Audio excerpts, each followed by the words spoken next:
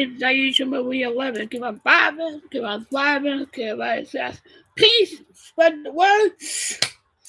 Today I am going to be doing a video of um, why Moses from the Old Testament is my number one favorite character in the whole Bible.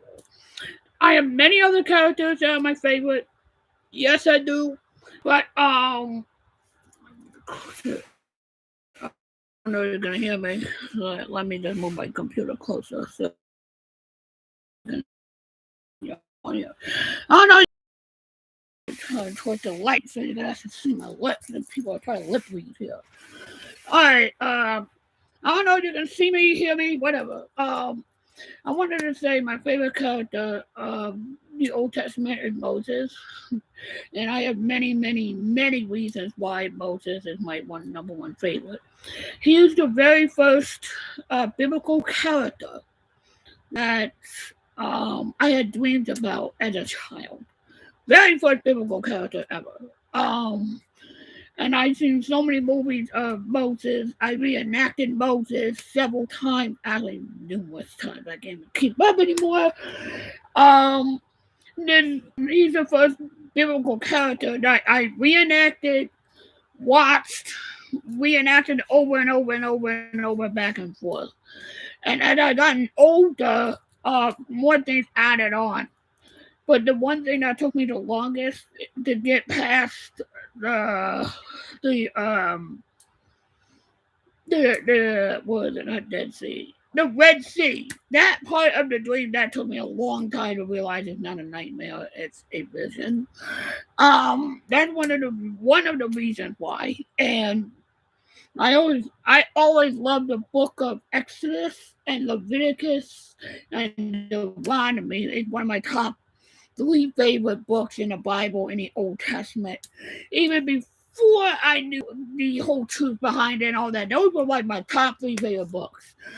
And I loved the action that was happening during the time of Moses, where Moses said, "Free the people, free my people. Pharaoh, please free my people."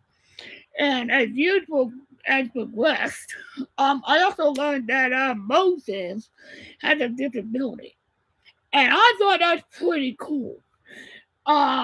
It's pretty cool to look up to somebody who had a disability, special needs. That's why I fell in love with Moses.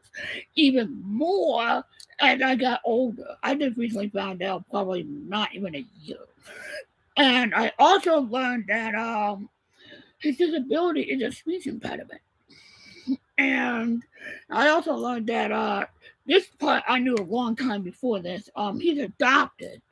He was given away by his biological parents, and he was raised as an Egyptian, even though he was not. And I can relate to that because I was abandoned, basically, rejected by my biological mother, and I was adopted in. And now I'm trying to learn who I am today. And he wants to go out and help people and whatever, and how people when he saw this Egyptian slave master whipping this Israelite, then he beat up and he got mad, and every time he tried to do something good, the people rejected him. And I can relate to that because I go through the same thing. So that's why I love Moses. He's one of my favorites. And what's really cool is he has a special connection with God. And it's pretty cool that he might have a disability, but it's not exactly.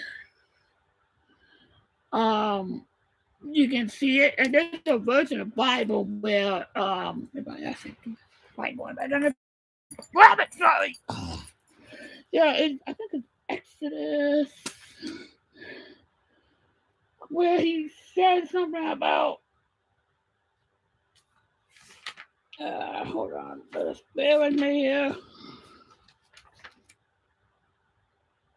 But there's one part when God speaks to Moses face to face, but I think that's pretty cool. And I had some experience talking to God face to face, more recently. But I always had some type of encounters by God by different subtle signs here and there, but I think it's cool. Let me find it.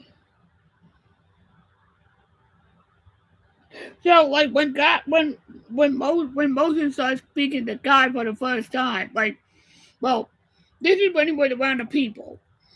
When he speaks to God face to face, because when people say they talk about God, they only see Jesus or whatever. But some people get this not skip or like kind of like go, okay, I know Jesus and I get to see God. But this is pretty cool how Moses was able to have this special contact. It is on Exodus chapter 33, verse 10.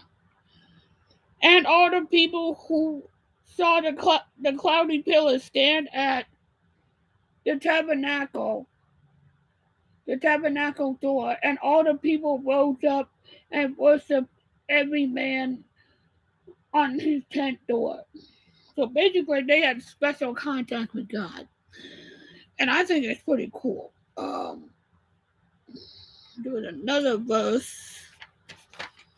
Where I can find it.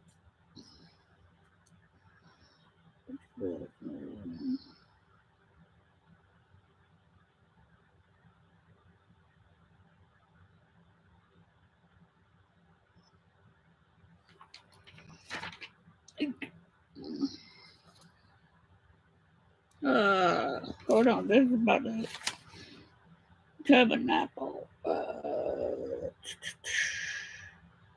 Here's a perfect one.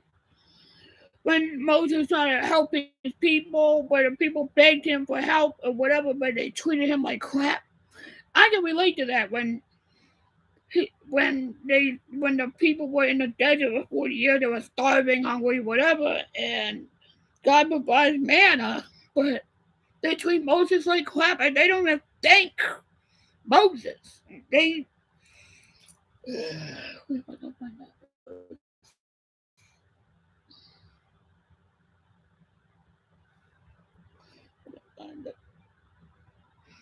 and also, what I love about Moses is he always appreciates God.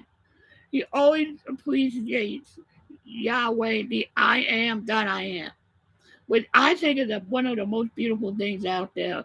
Because Moses might not be dancing, but he sings to God when he shows appreciation.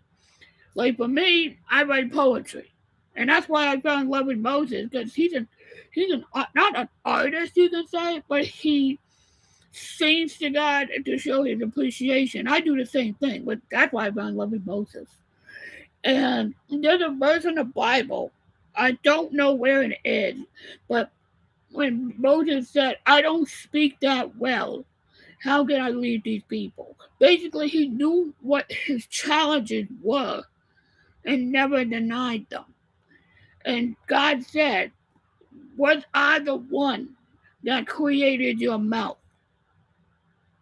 I don't know where that verse is, but if you know what it is, drop it in the comment section. And he said, what about your brother? Who can be your mouth? Basically, his brother Aaron. So Moses was actually grateful to receive the help. Not right away, but he accepted the help. And I could say the same thing that I don't always like to ask for help. And sometimes I deny help and I realize, okay, I do need it. That's just me. And Moses is way more intelligent with that area than I am. And that's why I look up to Moses. God gave him all this power to help free his people, but yet he stayed humble to himself. The only punishment that Moses experienced is when he doubted God and he couldn't go into the promised land. That's the only punishment. That's the only part I cannot relate to. But I want to say Moses is my number one hero in the Old Testament because I can relate to him in a way that I I can't explain. It's really cool. It's really cool that the Most High God, Yahweh, the I am that I am, use a person with special needs.